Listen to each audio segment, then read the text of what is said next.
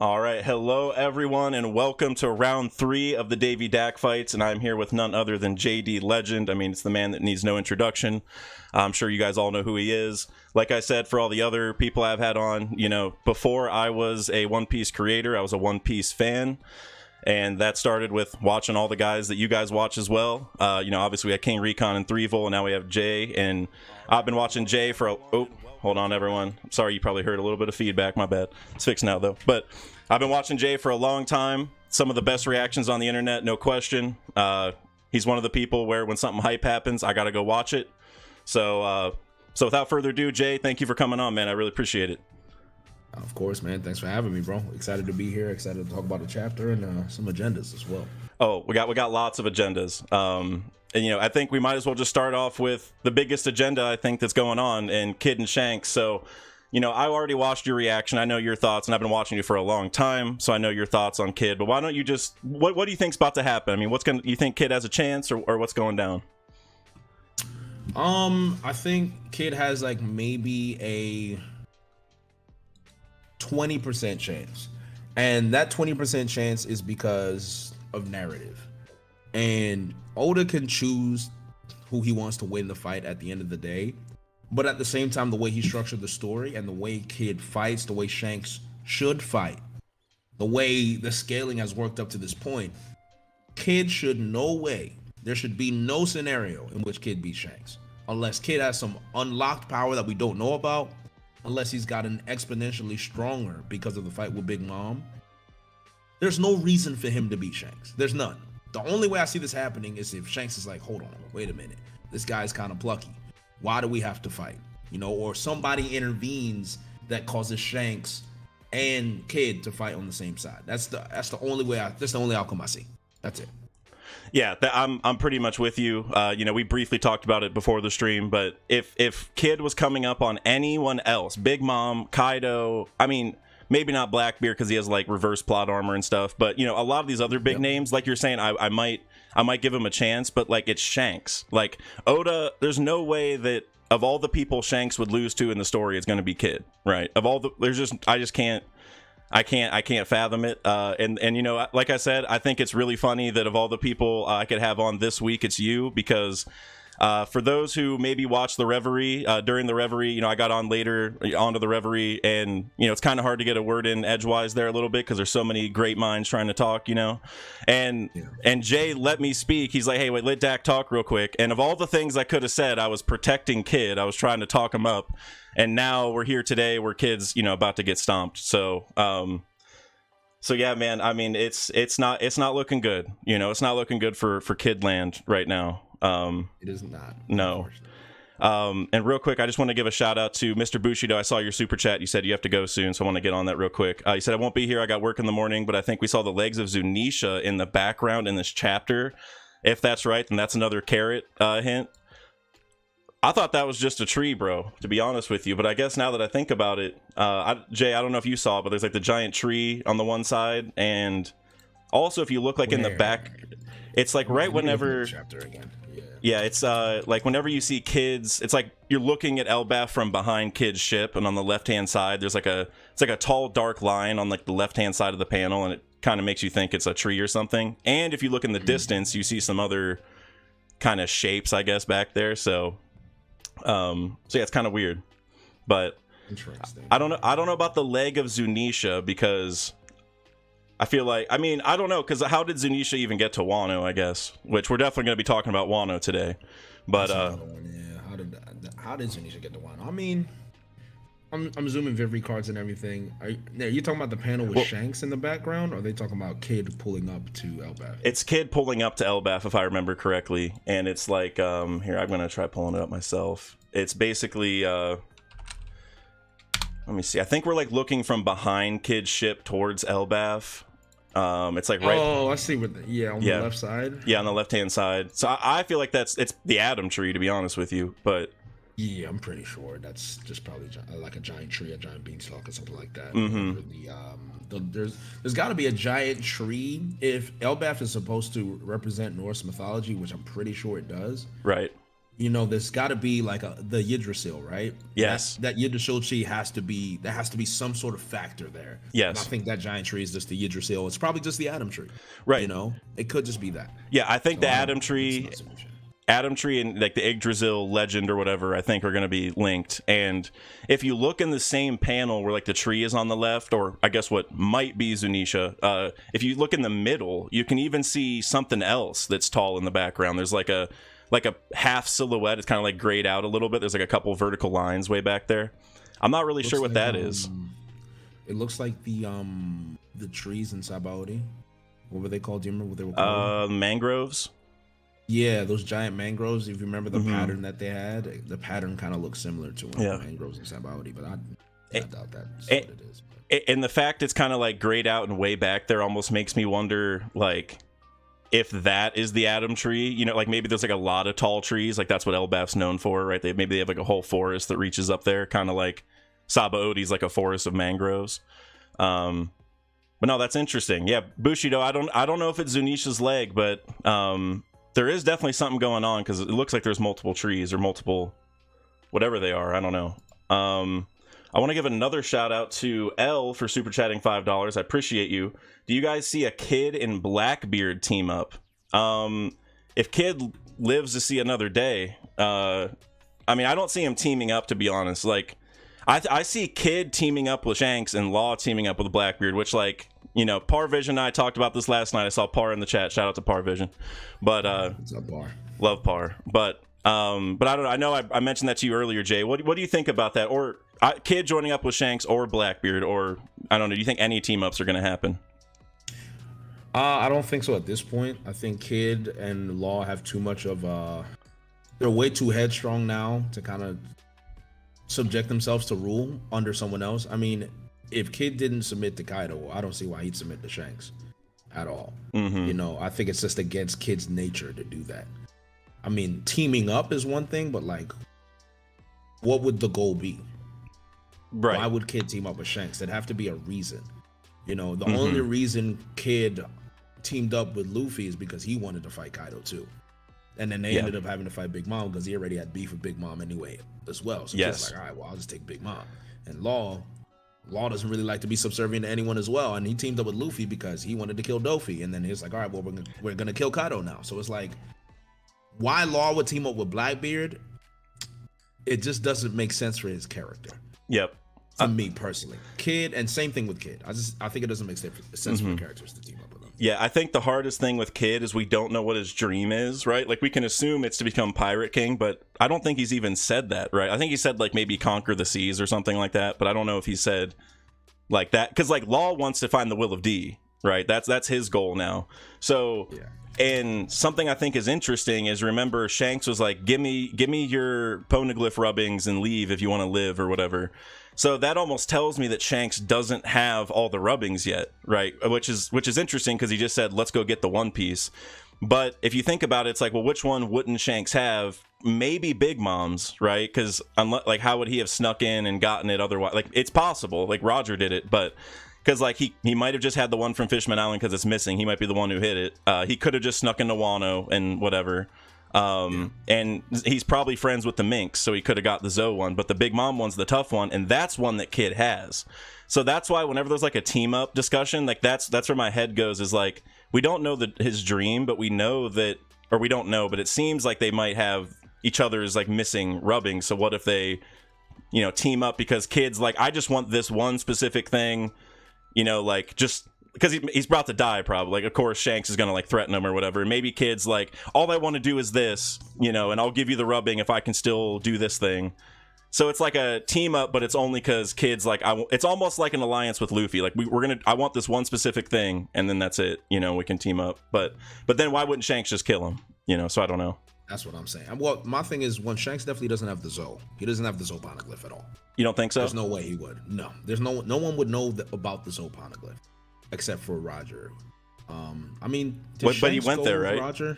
Yeah, I was about to say, did Shanks go with Roger to get that? That would be interesting. Yeah, he went there because I guess I don't know if he went like on the elephant, but he went to the elephant because Shanks was with them the entire time until right before Laugh Tale, when like he stayed with Buggy. So he was there the whole time. So he does know that it's there. That's the main thing. And he's probably friends with the Minks, like, or like loosely friends, right? Because like, remember, like Pedro was friends with Roger, so I'm sure there's some connection. Maybe they never mentioned him though, right? That's the thing. Because I feel like if Luffy were there, they'd be like, "Oh, that Straw Hat." I remember that because Shanks had the Straw Hat at the time, right? Right. So yeah, the Straw that's Hat would true. have been a point of conversation. So I don't know. I think Shanks does not have the Zoe Poneglyph. I don't think so. I think he was too young to even care about it or know about it. He may not have even seen it. That's true. I mean, because remember there was only specific people that were allowed up there in the first place, right? I think it was like Odin. I'd have to go back to the chapter. Yeah. Well, I guess now that I think about it, well, I was thinking like Inuyasha and Nekomamushi as well, right? Because they like were with Whitebeard and stuff, but then they rode with Roger a little bit, but then got off the ship whenever they went to. I can't remember how that worked out, but basically Inuyasha and Nekomamushi probably knew Shanks, right? So I feel like that could have just been an avenue in general for him to get it. It could have been. That's, I guess it's we're at that point we'd be on an assumption there. We'd have to see if that's really gonna for sure.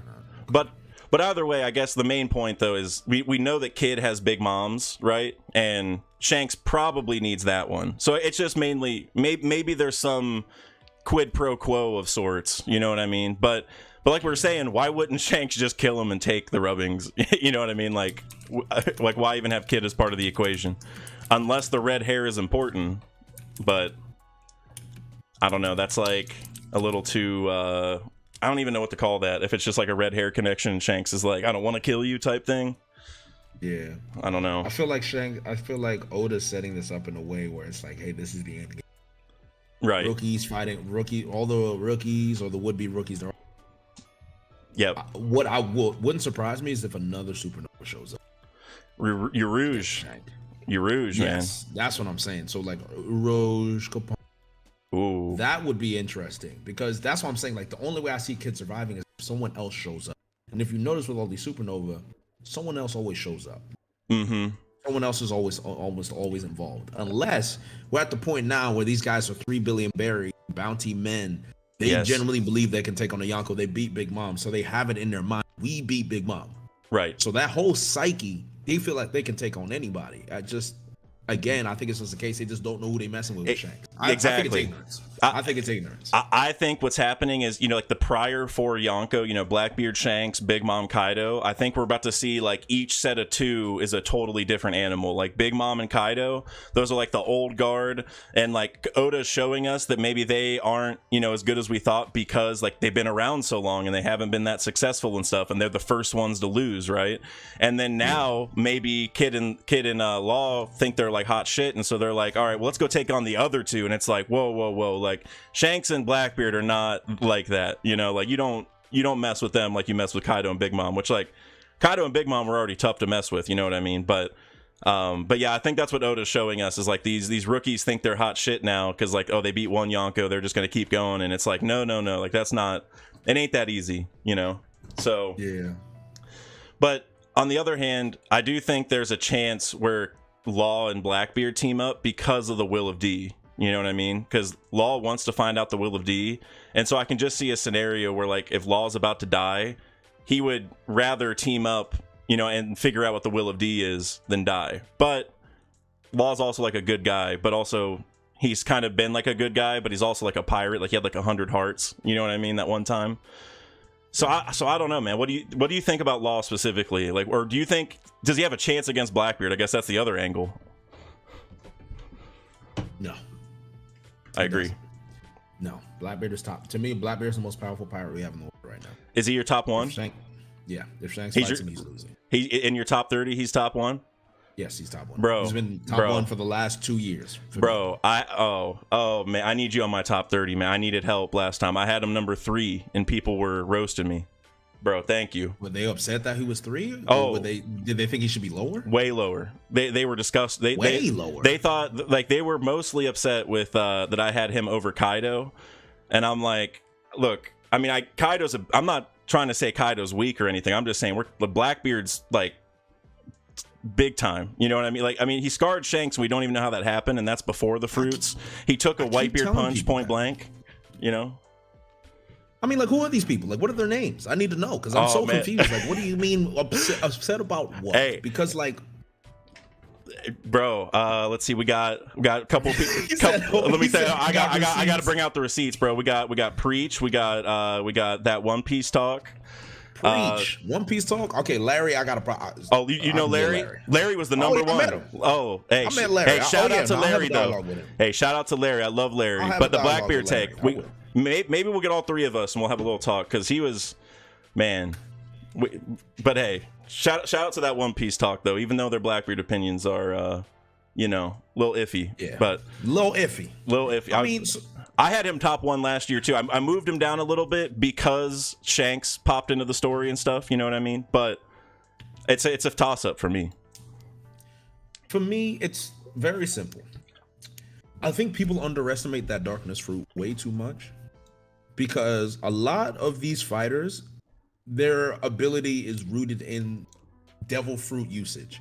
Now, the caveat is Shanks, obviously, and Kaido uses an immense amount of haki as well. But you add his ability to negate devil fruits. You add his ability to draw somebody in with Kurozu.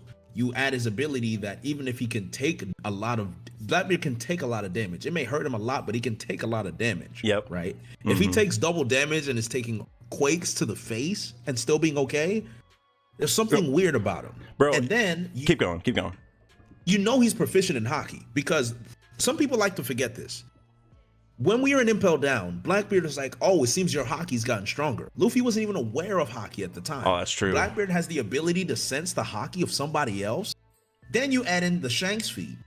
And Shanks warned Whitebeard about Blackbeard, telling his second commander, who already knows haki, who's already a Logia, saying, bro, don't let him fight Blackbeard. And this is before the Gorgo no Mi. Yep. He gets all of that, gets the strongest fruit in the world, which is the Quake fruit.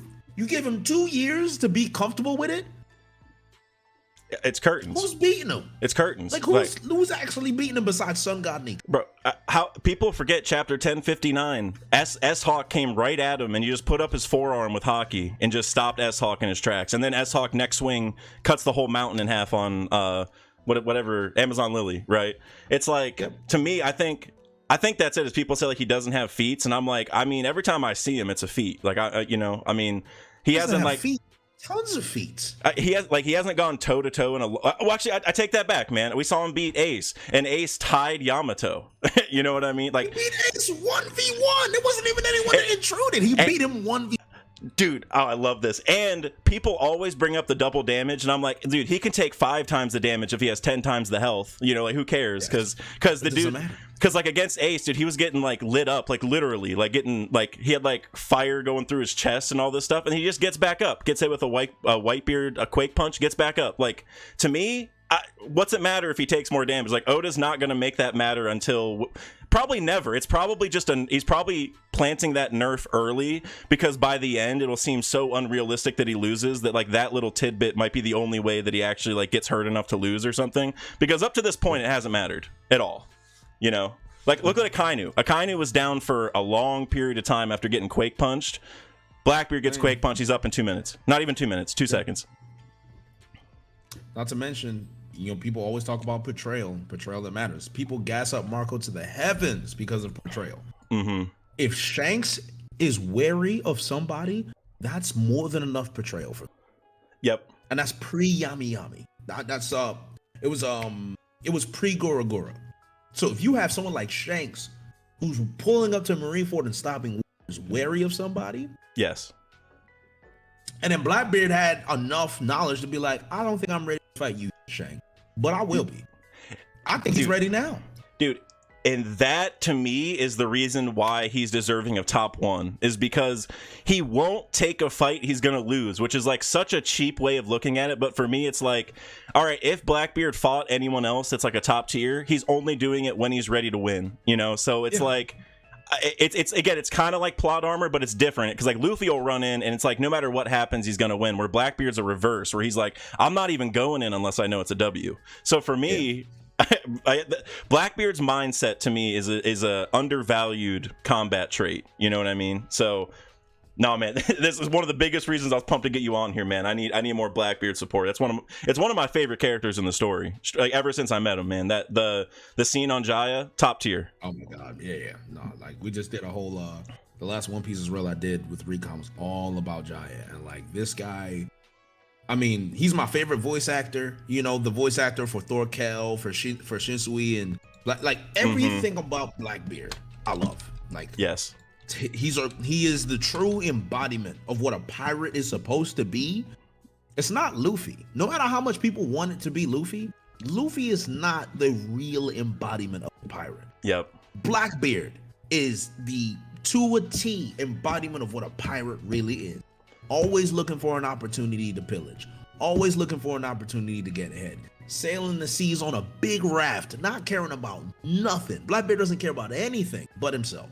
Yes. That's the truth. That's it. Yep. That's it. But see, go ahead. I was gonna say, yeah, Luffy is like the shonen version of a pirate, where Blackbeard is just a pirate, right? That's my favorite thing about One Piece, period. It's the thing that got me into the series. It's the thing that, I mean, everyone's waiting for is Luffy to be king of the pirates, right? Like the journey, the adventure, accomplishing all that in your own way, being the most free. That's the whole point of the story. And Blackbeard shows you how a pirate like would actually do it, right? Like that's what's so appealing. So I completely agree. Continue if you want. Sorry. Oh no, like that's really all I was gonna say. It's just the embodiment of a pirate itself. So like me, I'm just praying, you know, because out of everyone's anticipated backstory right now, Kuma, I'm very, very, very intrigued about Kuma's backstory. It started off so well and so emotional, but like Blackbeard's backstory, Oda, I need this to hit. I don't think there's any, like, if it's less than an 8 out of 10, I'm gonna be upset. Because he's done such a good job, and there's so many things that are interesting about his character that the backstory, I just feel like it's a guaranteed hit. It has to be. It's like Kuma in the sense of where, and actually I think those two are going to have a connection, like in terms of like special races or bodies or whatever, but I couldn't agree more. It's like for Kuma, just seeing that little tidbit that we saw, that told me, oh, it's a 10 out of 10. Like Oda was just showing us right there, like, hey, this flashback's gonna hit, get ready for it, like it's gonna be amazing, just letting you know, just get prepped. And I think Blackbeard is gonna be similar. Like I don't know if Blackbeard, you know, because it seems like Kuma's like was a slave and stuff like that. Maybe Blackbeard, I feel like Blackbeard's gonna have like an Orochi style upbringing personally, where he got, you know, like, you know, I don't even know what the right word is, kind of like confused or whatever as a kid, you know what I mean? Like some people came and confused him, but that's a whole other thing. But whatever it is, I agree with you, man. Like I think it is gonna hit. I think it's like Kuma, where Oda's had this, you know, in his pocket this whole time. He knows what it is. He's ready to bring it out. It's gonna be fire. So I think whenever we get the full Blackbeard exposition, the stocks, I mean, it's gonna be crazy how high they are for Black. I mean, they're already pretty high, but they're mega high, man. Blackbeard stocks at an all-time high, man. Especially, and people are like, oh, Law's gonna get out. Everyone just wants Law to escape. They want him to escape. I don't want Law to escape at all. And if he doesn't, I need it. My only concern is that Garp is going there. And I love Garp so much. I can't, if Blackbeard kills Garp, it's gonna hurt my soul so badly. Keep going. Garp's my number one. He's my favorite character. He's my favorite character in the story. That's your number one is Garp? Oh man, number one. I love Garp, man. He's such a good character, man. That I didn't know that, man. I've watched you so much, and I never knew that. That's Garp's an amazing character, man. And especially, and I know, and actually, I'm glad we're getting on this topic because this is something I want to talk about you the most. Because I think every creator kind of has like their own thing, or maybe a couple things. You know, some people focus on theories and analysis and all that. And I know for you, one of the biggest things is characters, right? I know that's something you talk about a lot. And yeah, man, it's just I don't know. I totally like that vibe that you have with the characters. That's why I watch One Piece. So whenever we talk about Blackbeard, and even when we were talking about Kid earlier and all that kind of stuff, man, like that, I don't know. That's some of like that's the beef of One Piece. You know, that's like the meat and potatoes. So yeah. So I don't know. That's why I'm really pumped to have you here, man. There's a lot we got to talk about with characters and all that stuff. But Garp, you know, he's the embodiment of like. It's like, I mean, I don't know. I haven't really thought about a Garp analysis, but he's like the embodiment of like a good dad, but also like he knows that like he has other important responsibilities. So he's like gotta like he threw him in the forest and gave him to Dodon, but that was actually a good thing, right? Like he was like kind of looking out for him, and like the whole thing with like whenever you go to Marineford and he like lets Luffy punch him. So yeah, Garp's amazing, man, for sure, but he might die. You know, it's funny you say that because I just did a collab with the Volume 1 podcast. We talked about top 10 words, right? And I'm not going to spoil everything. Garp was on that list. And we talked about it. And I was telling them why. I can see why you'd say Garp bad dad, kind of. I think he was at the bottom of the list, but there was like the abusive stuff and then throwing him down ravines and giving Luffy the bandits and all that other stuff. And I explained to them, like, at the end of the day, Garp is, because of his position as a Marine and his dedication to duty, he'll do what he thinks is right, but his overall morality is based in justice and the good of the people, because there's no order with pirates. Garp is a man of order at the end of the day. Otherwise, he'd just be a pirate, and he has the propensity to be one. So for him, Garp operates within these specific boundaries that he set with his duty. He is the hero of the Marines, so he knows what that carries, which means he has to operate as a hero. But because he's the hero of the Marines, he won't become an admiral because he doesn't want to. Unless he'll tell them all they're trash. Like, I'm not gonna work for him. Right. So when you noticed Garp trying to make sure Luffy and Ace were strong enough to join the Marines, because he knows in this world and the blood and the lineage that they have, there's only a few ways these guys are gonna go. This kid is the son of Roger. Luffy is the son of Dragon. Two rebellious characters. I need them to be Marines. They have to be Marines. So we went the hard route to train these.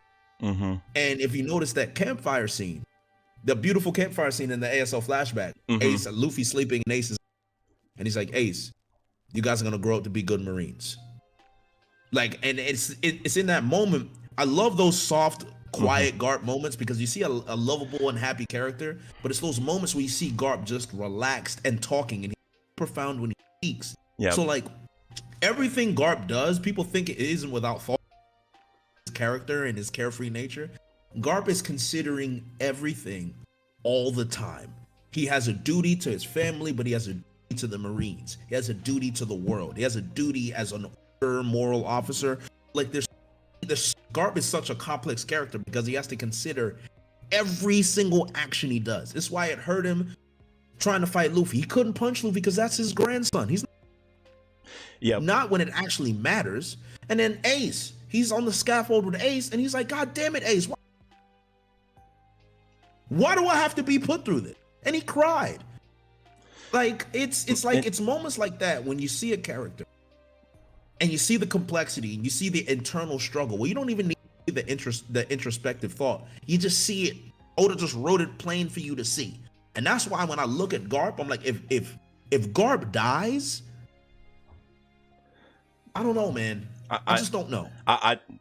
I totally agree with all that, because like you look at Marineford and it's like I can't punch my own grandson when he's going to try to save my other grandson, essentially, right? And so it's like you said, like you don't even really need that introspection on him. It's like, you know, it's like, you know, that like what he's thinking, like you know, like not everyone's going to be a parent, but like everyone, you know, has one or some kind of parental figure in their lives or a role model that they look up to. And so that you can kind of assume like, man, like the young people he's taking care of in his life or whatever, like he can't, like it's such a mental struggle for him to get in the way of the people he's raised when he probably knows that they're doing the right thing actually, right? Like Ace shouldn't be dying for just being Roger's son, you know? So I love that because like you said, it's like Garp knows like everything. Like, you don't even need the introspection. Like he has the full picture. He knows he's trying to work, you know, kind of like within the confines of the world he lives in that help his kids have success and all that. So And honestly, I think there's a ton of parallels to Whitebeard. I actually have a video about this where Garp and Whitebeard share so many I mean, they both adopted Ace, essentially, right? And they're both rivals to Roger, and there's tons of them. And now we have Whitebeard essentially or I mean Whitebeard. We have Garp essentially doing a Whitebeard level thing, but except it's a Marine starting a war on a pirate's island instead of a pirate starting a war on a Marine island, right? It's like a total reverse of what Marineford was. And so I think the death flags for Garp are higher than people think because of those plot lines. Like, it's not just that he's fighting Blackbeard, it's that he's going to, because Kobe to Garp is almost what Ace was to Whitebeard, right? Like, we haven't seen that as much, but we know from a very young age but like from the very start of Kobe's Marine journey, he raised him up, and made him way stronger Marine, and he's going to be a good Marine. Like, the Marines that he wanted Ace, Sabo, and Luffy to be is what Kobe became, right? And so now he's like, I need to go save him because that's like what I invested in, right? Like, all my other kids became pirates and whatever else, so I need to go save him because that's like essentially his bloodline, right? Like, my will is carried on through Kobe. So I think that's going to be the plot line where at the end Kobe will get saved and he's going to like carry on Garp's will essentially. So he's already called a hero for a reason. So yep, Kobe's the hero of Rocky Port. So I think they both have the similar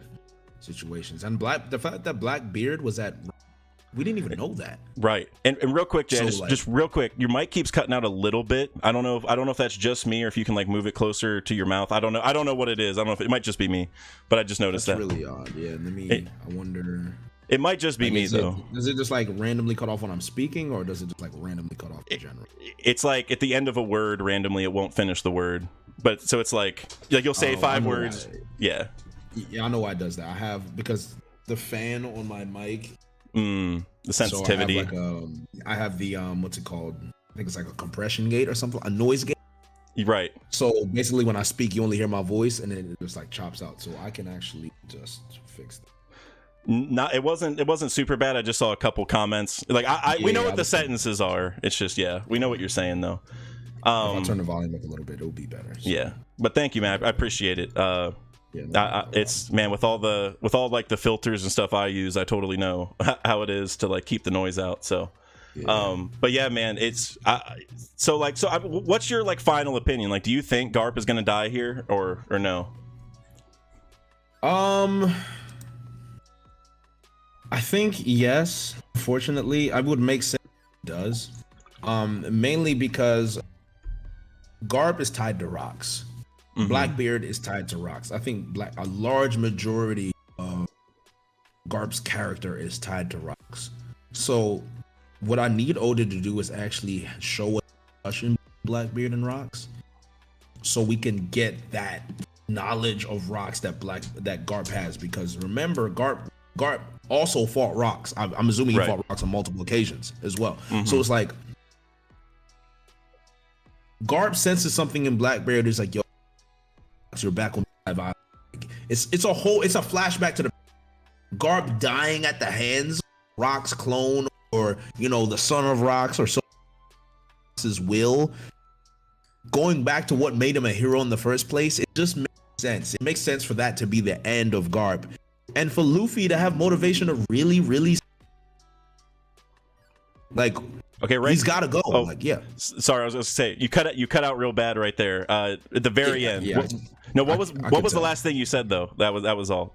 What was the very? So I said basically, if Blackbeard kills Garp, it gives Luffy the motivation to be like, all right, bro, I'm done with you. Like, now I've really got to kill you. Like, I have to. That's Luffy, true. He already has the motivation with Ace, but with Garp, it's like, all right, bro, like we got to go now. You're done. You're finished. I don't want to do this anymore. Yeah. So I like that. There's a lot of purpose for it. Kobe's development as well. It could possibly be a case where it's like Kobe and Luffy team up like Garp and Roger did to beat Blackbeard. It could be something like that if Blackbeard was that broken. Because can you imagine how strong be for Roger and Garp to team up? But then again, there's obviously Big Mom and Whitebeard, so maybe that's the case. But I can just see that happening. I can see another God Valley happening all over again. And then the Lucia thing happens again. This just, I don't know. I can just see the parallels. Yep, I can see it. And it's interesting because I 100% agree with that. And tying like basically Emu to the whole thing towards the end, because obviously it's rocks and like God Valley is erased from the map, all that kind of stuff.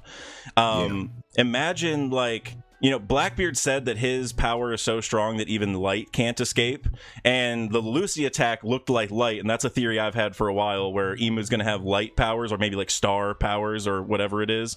And so that's another thing where even if Imu tries, maybe Blackbeard got the dark fruit originally specifically to counter that, right? Because of the rocks connections. It's like, you know, like we need some way to counter this massive light attack. Like this is, and there's multiple kinds of light. Like Foxy's power is technically a light particle, so who knows what other kind of particles there are, maybe like Vegapunk's been working on. So basically I think that's a big storyline. Like maybe Garp's gonna show up, and that's like where we get all like tons of like taboo reveals, right? Because it said like rocks touched all the taboos of the world or whatever it was, and that could be where Garp's like, you know, like, you remind me of that guy, and it's like a whole flashback, and Blackbeard's like, oh, well, I actually know him somehow, you know, like some connection, and maybe like Rox's will is still living on or whatever. So yeah, like that is the literal perfect example to tie everything together. I feel like even bringing Imu into the equation, I do think, unfortunately, Garp's going to probably die in the process, but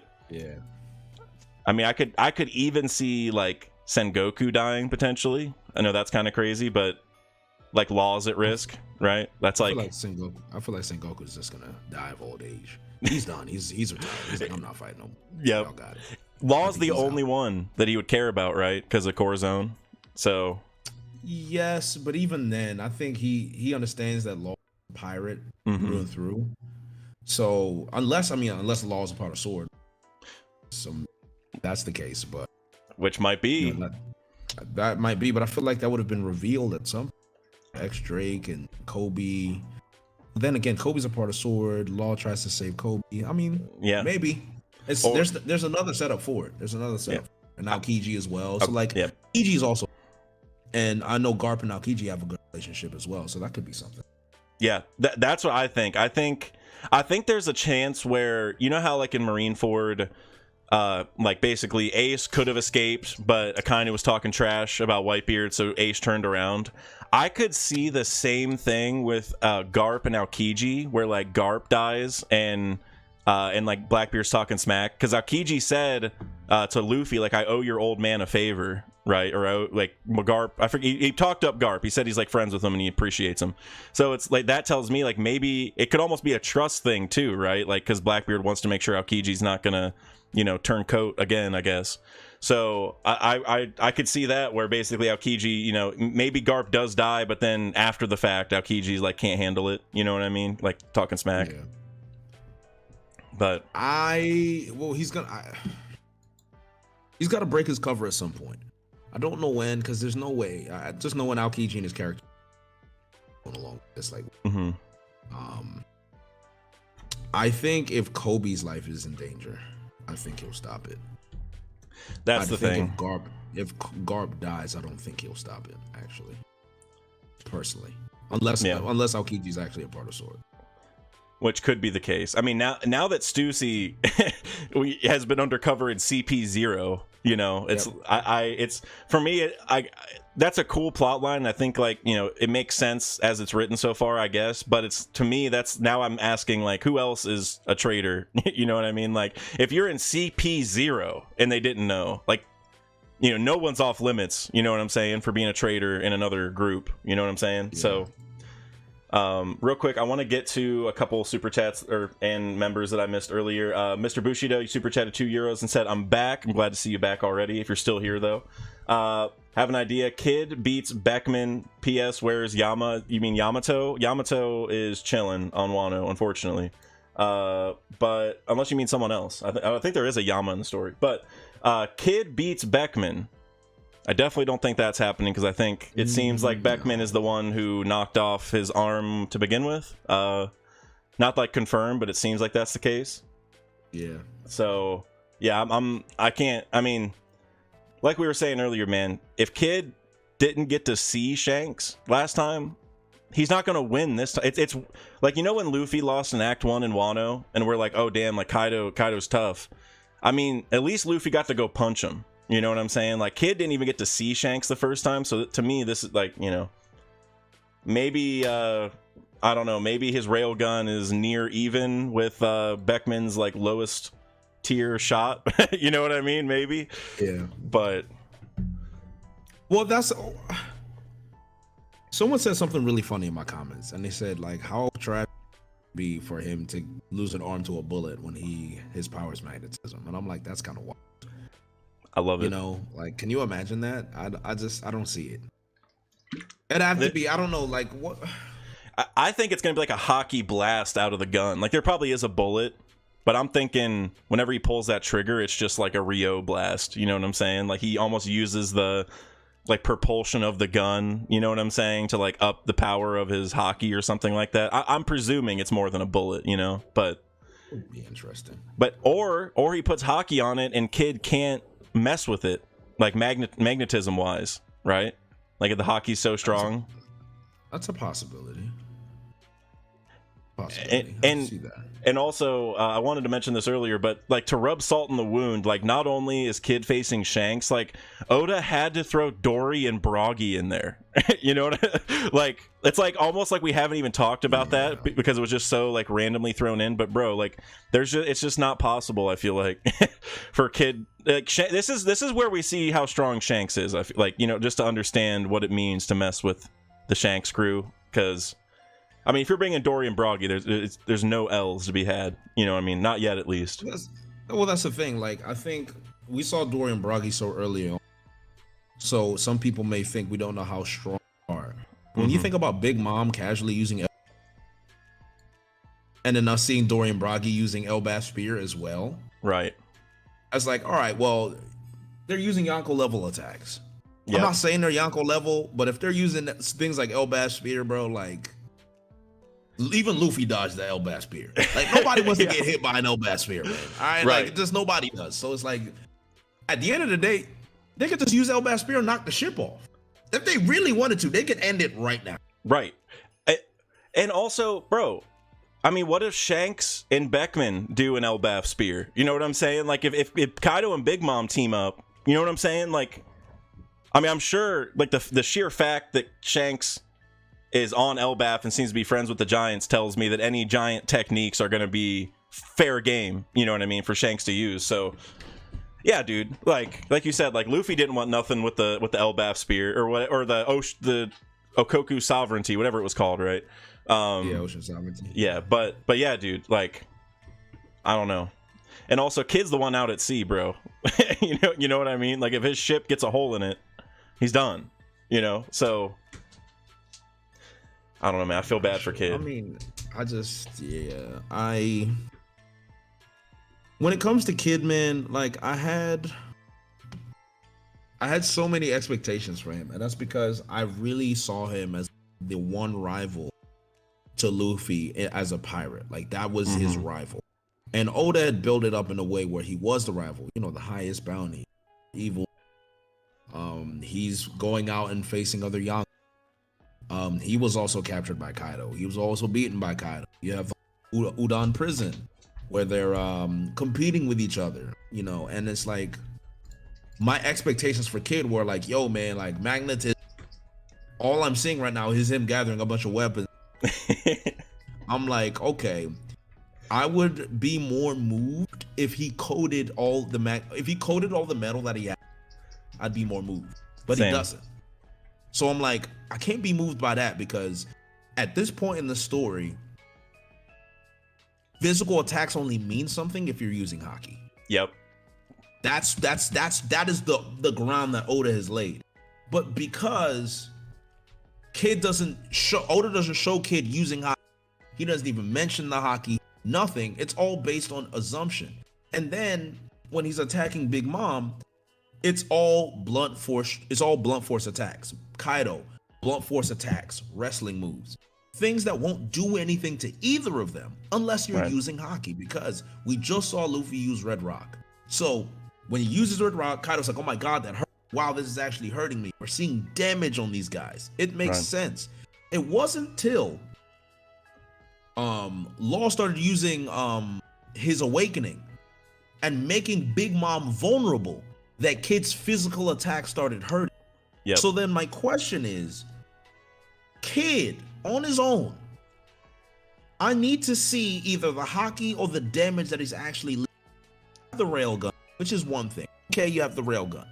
But even then, the railgun pushed Big Mom down. Big Mom was still talking, and then you saw Shanks. Not Shanks. What was the move that Law used? That created the giant hole. What was it? Puncture Willie, right? Puncture Willie. Yep. Right, and it did severe damage to Big Mom. And then the force of Kid's attack was more. And then they take out Big Mom. Right. I need to see hockey from Kid. I need to see Oda emphasize the damage the Kid is doing. Yes. Without Law's assistance, for me to really get back on board with this character. Because if we're not gonna get the character, because we haven't really got any character depth from Kid yet. Would you say that? I know you're a Kid fan. Would you say we've got character depth? I would say zero. Like other than seeing him go on that island where like the people are like crucified or whatever, so it made him look like a savage. That's it, and that's like out of context. I feel like, So yeah, we have got nothing.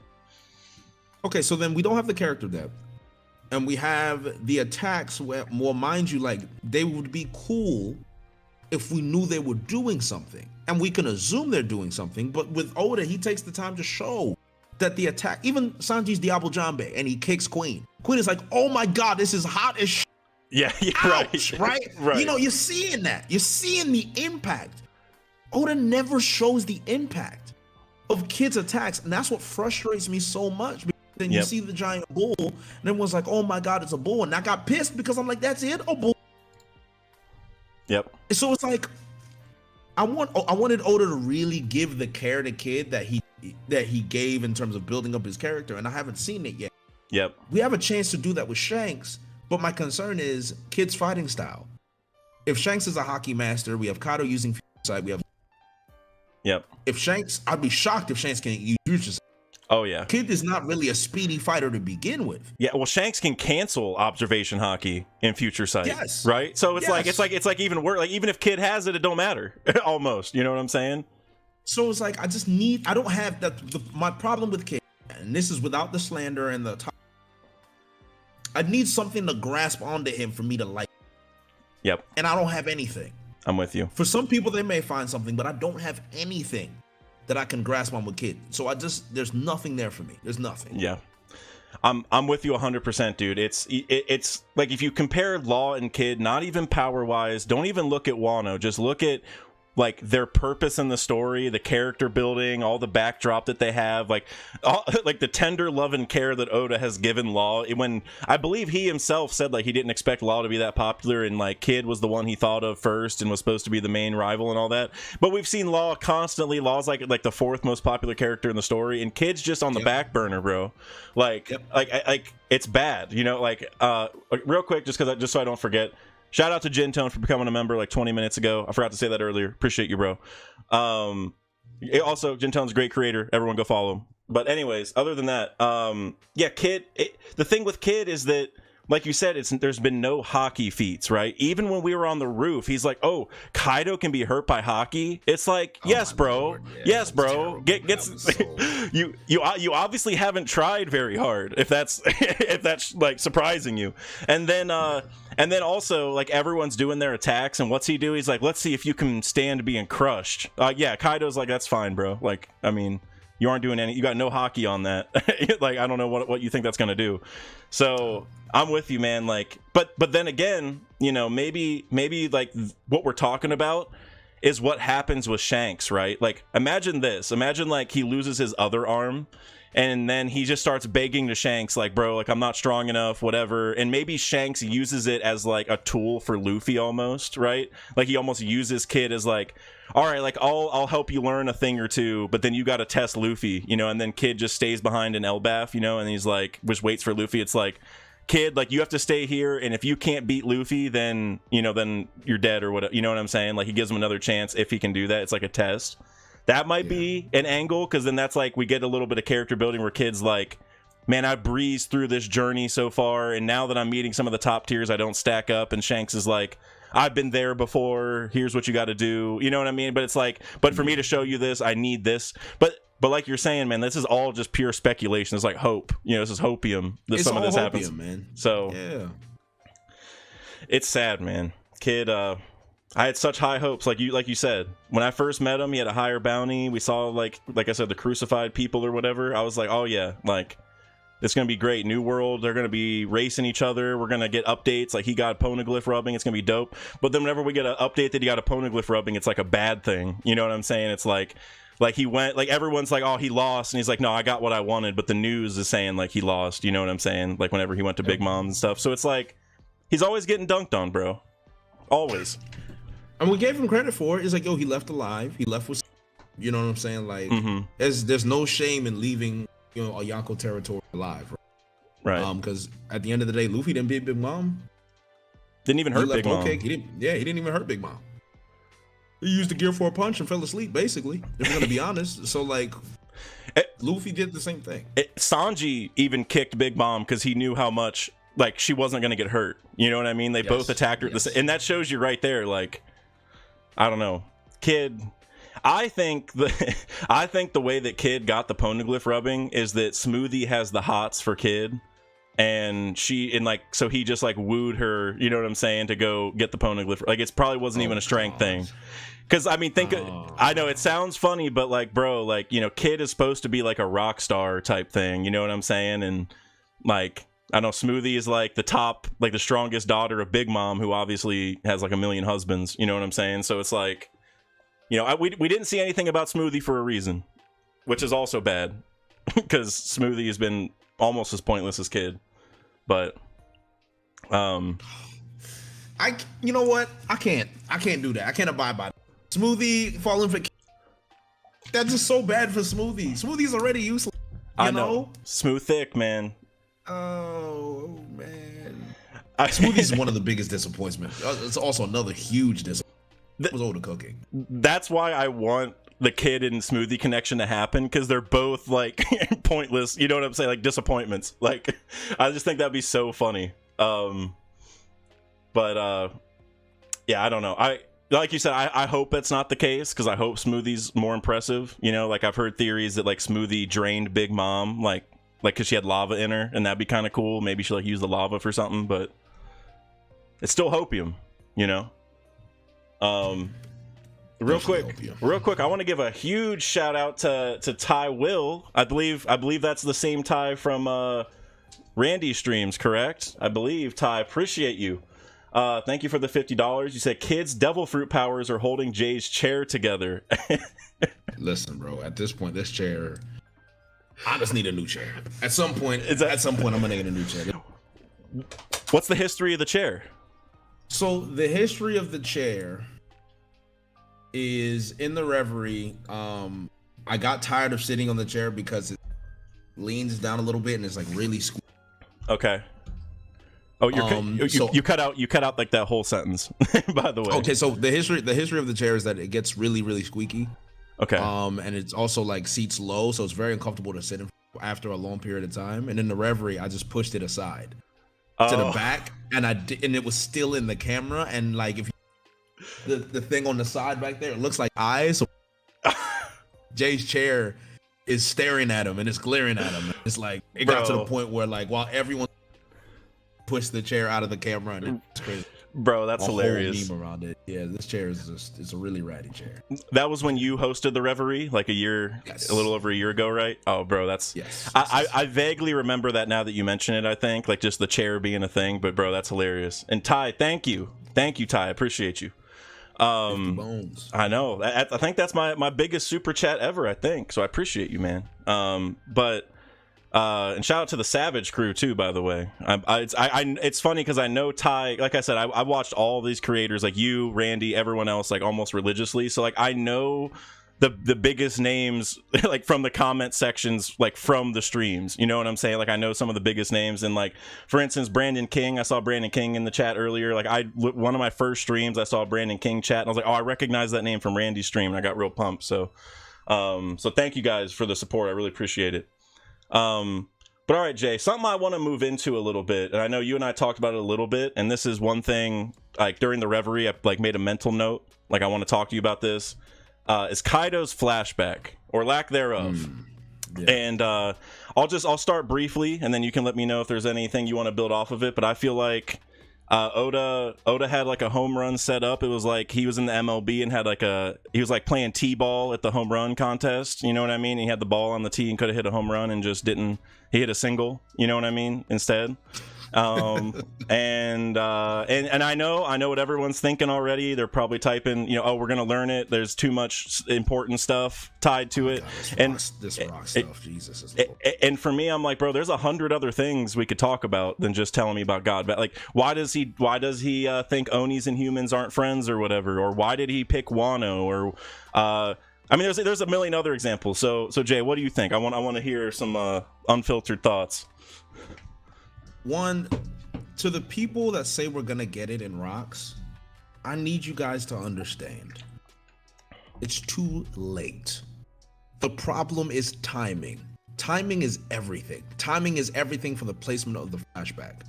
Why would we get more of Kaido's character in a flashback that's not centered around him? What benefit or what information are we gonna get about Kaido's backstory up in a flashback that has nothing to do with him? That's like saying we're gonna get more of like we're not gonna get a backstory for Whitebeard or Roger, but that's like saying, oh wait, we gotta wait till the Roger flashback we get more Whitebeard's character. It's like for me, it's like, do we get anything more about Whitebeard in that Roger flashback? Did we learn anything new about Whitebeard? No, honestly, no. We didn't. We didn't learn anything new about Roger either. We didn't even get a like. So, yeah, keep going. Go ahead. No, keep going. I have a lot. Just keep going. No, you're spitting. Just keep going. Because it's like, for me, it's like you saying you're waiting for Rock. The time to get the answers about Kaido in Wano. We're not talking about rocks. I didn't even think we we're gonna get any information. Yep.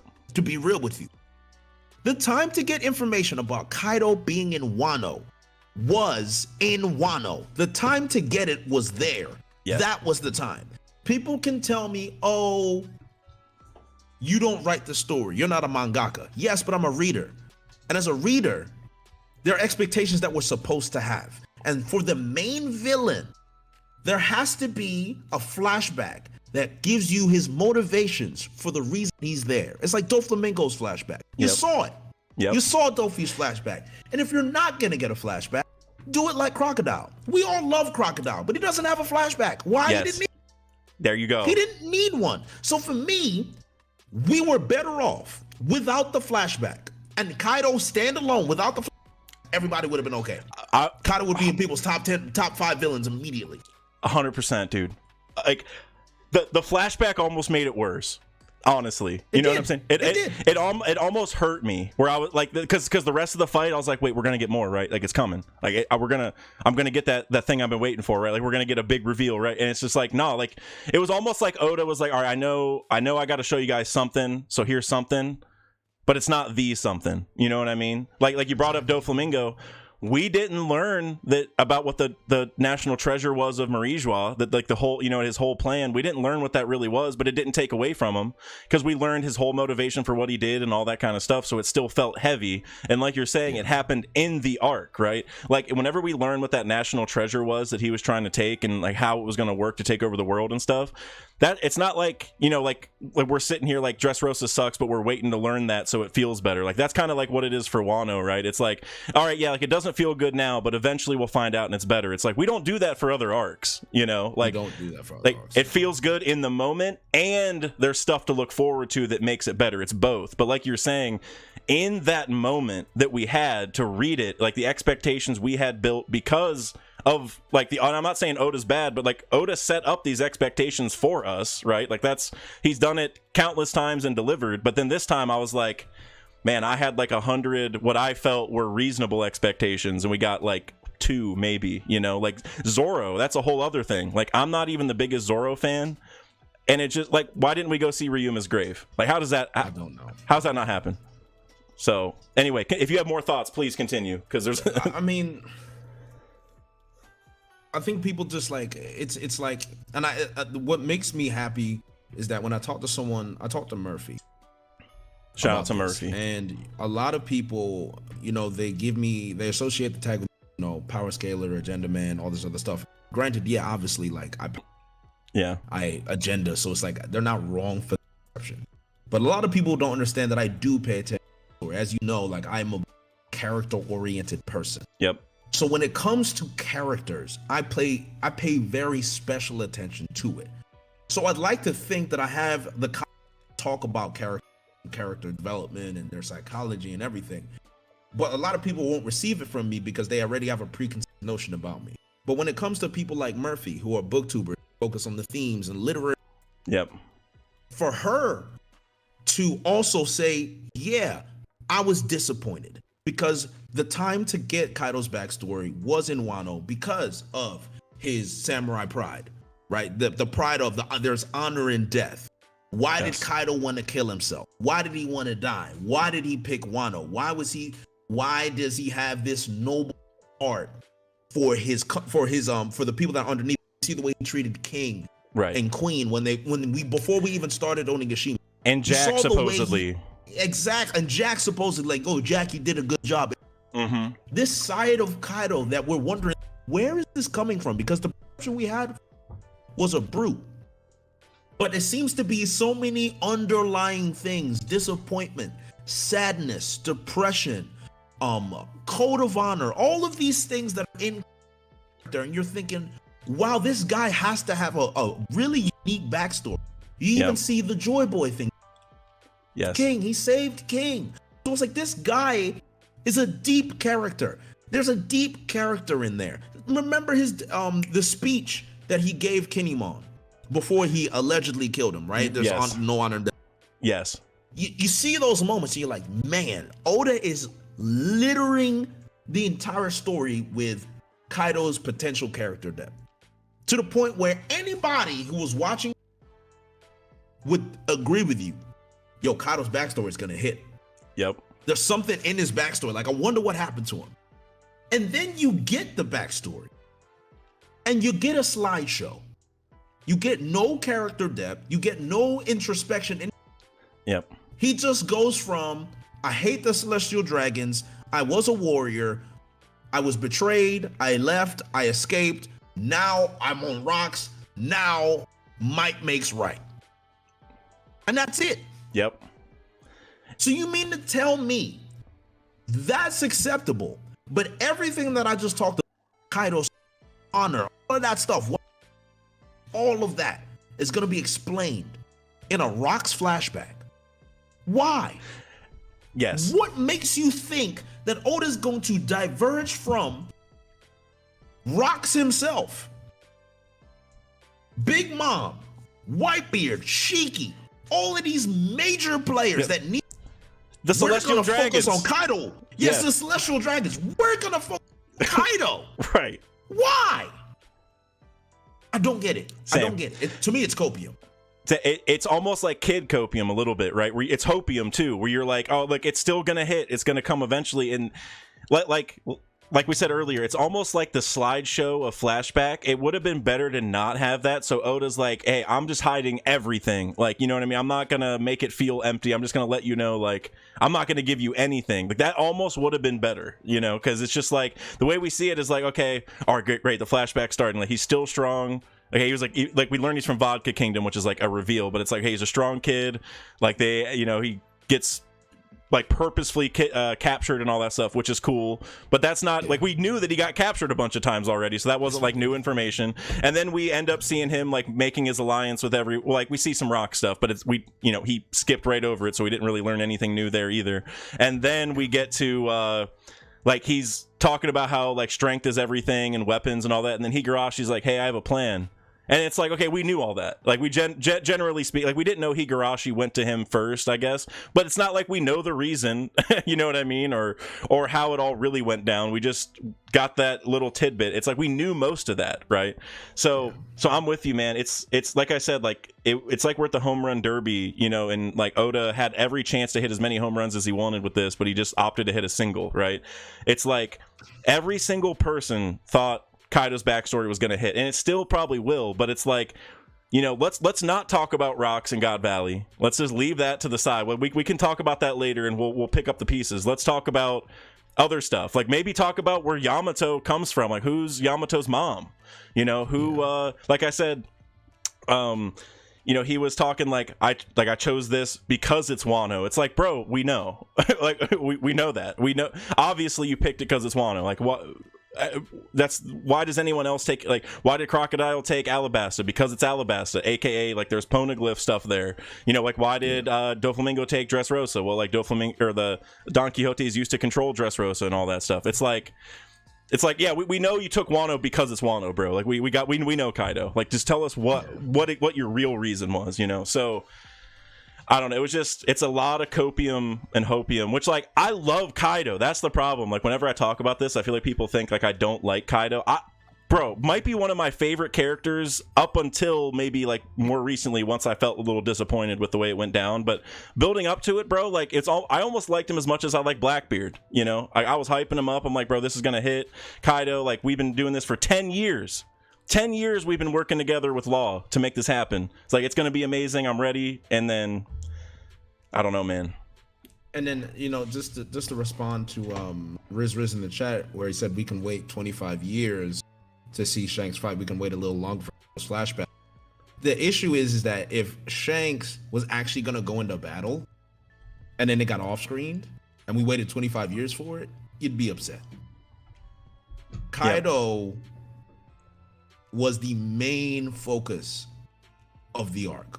The main focus of the entire arc. To the point where you think, now seems like a good place for a backstory, right?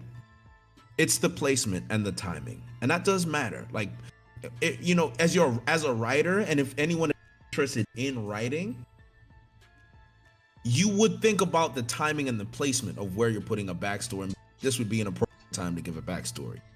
Not to mention, for the most part, most of the characters, if you follow Oda's writing villains, he leaves a backstory for all of his villains when they're the main focus of the arc, or he doesn't give them a backstory. And I'll give you a few examples. You have Arlong, who is one of my favorite villains. Didn't get a backstory. He didn't get a backstory in his arc until Fishman Island. We didn't need the backstory from Arlong in Arlong Park. Alabasta, Crocodile was a great villain. We never got a backstory. Will we get one? I don't know. But Crocodile's still a wonderful villain. And this is why me and Dax said this. If Kaido didn't get a backstory at all, we would have been okay. It's the backstory itself that is bitterly disappointing. And there's no other character that we've got in the arc that did not back. Look at Big Mom. Big Mom had a great backstory. Great backstory. Doflamingo, great backstory when the time came, full of information, full of motivation. With Kaido, can you honestly say that there was character depth in that backstory? None. I don't think so. Can you say that? Like, I'll be honest, and I actually remember this from your reaction specifically because I agreed with it so much. Do you remember when Yamato was like thrown in that cave thing with the samurai, and then Kaido's like, well, aren't you Odin? You know what I mean? Like he like had like that. Yeah. I remember you were real hyped because you were like, oh, this is it. Like we're getting there. Like this is the Kaido I've been waiting for. And I felt the same way, bro. I was like, yeah, bro, I agree. Like this is it. Like talking smack, being toxic as possible. Like maybe we're about to find out why he even had Yamato. Maybe it was all a power play to begin with, and he like, like, oh yeah, like we're getting there, man. Like Kaido probably talked so much smack. You know what I'm saying? And then that was it. It was like it felt like that was the end of that. You know what I mean? And then almost like right after that, if I remember correctly, then Luffy gets back to the, like they keep fighting, and then Luffy gets back to the roof, and then there's like no more Yamato Kaido talk for like the rest of the arc, pretty much. So yeah. It hurts, man. There's so much like I know you're a big character guy. There was so much potential and so much depth that is even there today. Like whenever Oda finally shows it to us, it is going to be good. But the timing, man, like that's everything. Like in the arc, like when I see the villain get defeated, I want that to be as heavy as possible. You know what I mean? I fully have the context of why it's so important they're going down, and even to a greater degree, this is like a whole other thing other than character stuff. But like the Wano people didn't even know this was happening, and that's like another angle to me where it's like different than most arcs, right? Like usually the people are like, oh, like we need to be saved and all that, and I think the point was like they didn't want the people to have their night ruined or whatever. But by the same token, by them beating Kaido, every night is a party in the future, right? That's like the idea. Absolutely. Like they're free. So it's like, well, why don't we just sacrifice the one night and build the suspense and have them see the thing floating in the air and all that? Just because, like, that's, to me, that's like a One Piece thing almost, right? Like, and also, like, the villain getting defeated, quote unquote, like, partially, and then they come back in a stronger form. Like, Luffy uses Gear 4, hits Doflamingo. He goes flying away and has to heal himself for a little bit. And then Luffy goes out of Gear 4, and Doflamingo comes back and awakens, right? Well, whenever we got to that point with Kaido, it was like, it just ended, like, really abruptly. You know what I mean? Like, it was like, in Kaido, I don't know what you think about this, but I don't think Kaido or Big Mom awakened. Like it wasn't confirmed, at least, right? Even if they did do it, which like it's been confirmed every other time. And so that almost made it worse, because it's like, man, if I'm not going to get the Kaido backstory, can I at least see the awakening and like the full potential and like get like a really beefy fight? Which the fight was great. I'm not saying the fight sucked in any way, shape, or form, but it's just that the way it ended, it's the same thing, like the timing and everything. I felt like whenever that big punch was happening, Kaido's like, I'll just take it. I'll just, it's cool. And then just, it's over. It's like, I needed some more. Yeah. And even then, I try not to be like too, it's like I try not to be too harsh, because at the end of the day, it is a lot. Oh, and even you cut out completely there. Sorry. You're good. Oh my goodness, I hate this mic. Yeah, it's all good, bro. It's even then, it's like you're trying not to be too harsh. Mm-hmm. But at the same time, because obviously with an immediate reaction, you react the first thing that comes to mind. But then after you think about it for a while, you're like, how do I feel about this character? Did I feel anything? And like I've mentioned before, and this is what I mentioned to people, because a lot of people don't think that I don't think these things through, and they catch me in a live reaction. But when I really sit down and think, and I can continue to think about it, I always ask myself, as a reader, did this character move me? And this is specifically me. If Kaido moved you, that's fine. Did this character move me at the end of the arc? And the answer was no. And what upset me is that he did move me. In the present day, chapter to chapter to chapter, I'm like, Kaido is a great villain. Oh my God, look at the speech he gave. Look at what he stands for. And he still stands for that. Yep. But at the same time, once the motivations don't match the character that you've seen, that's when things get really confusing and things get iffy. And, you know, and I also do want to respond in the chat. They said they're talking about patience and impatience. We understand patience. There's no such thing as a One Piece fan without patience. Unfortunately, you have to learn to be patient with like, I don't like that excuse, because all been patient. We've been reading this story for years. So patience isn't the issue. It's a standard that you know Oda has. And this is why I mentioned all the other backstory, because Oda has proven to me time and time and time and time and time again. It's like that analogy you use. Oh, you cut out. And he chose to hit a single. Oh, sorry. Oh, okay. You cut out for the last sentence. That was all. Yeah. What, like I was saying, like the baseball Oda. thing. Yeah, the baseball analogy that you were given. Oda has given a standard for us. This is why we're YouTubers. This is why Dak are here now, because the story is so incredible that we wanted to stream it to you guys and talk about it, right? So we're here for a reason, because of the standard Oda has set. What we're saying is the standard Oda has set, and we've seen this Kaido backstory is not the standard that Oda has set.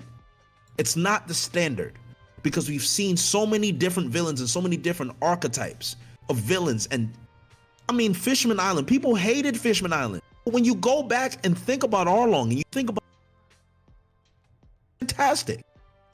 But we all hated Fishman Island at the time. So it's definitely possible to see these things.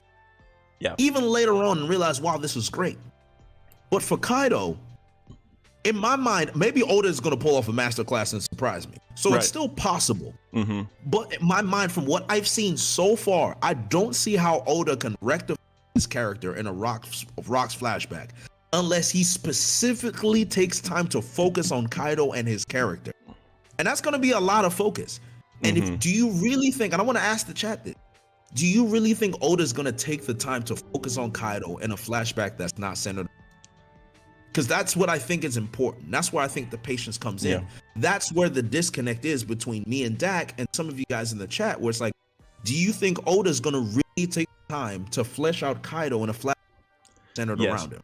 Right, like that's where I want to know. Because when it comes to patience and impatience, for me, it's like, bro, I love, like you said, there's no impatient One Piece fans. Like we've been waiting for 30 years and we're gonna keep waiting. Like to some degree, a lot of people don't even want it to end soon. You know what I'm saying?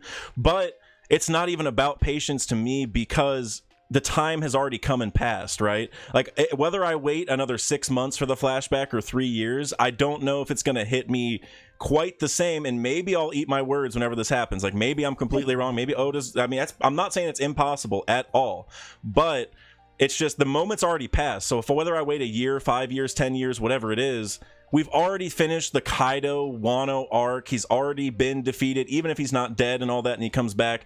The place has been taken over by a new regime and all that. So for me, it's like that chance has already passed, right? Like it doesn't matter how long I wait, and I'm whenever it comes, I'm ready, bro. I will be there. It will be one of my favorite chapters whenever we get it. It's not like I don't want it now, but it's just the time has passed. Like in the Wano arc, when that moment happened, we didn't get it, and that just makes the whole experience that much richer, right? Like, oh, we know why he came here, and now that 20 years, like maybe we'll come to find out Kaido was like a week away from getting Pluton, right, or something like that, and like the whole world was saved because of that. We don't know it. Like there's so many things that it could be, but that moment's already passed. Like it's not like, maybe I can go back and rewatch Wano after I know, and like I'm like, oh yeah, this is a little bit cooler now. But like you said before, like when we saw Arlong Park in the moment, it was good as it was, and now that we know what happened, like with the Fishman Island flashback stuff, we can go back and rewatch Arlong Park, and it's probably a little bit better because we know even more.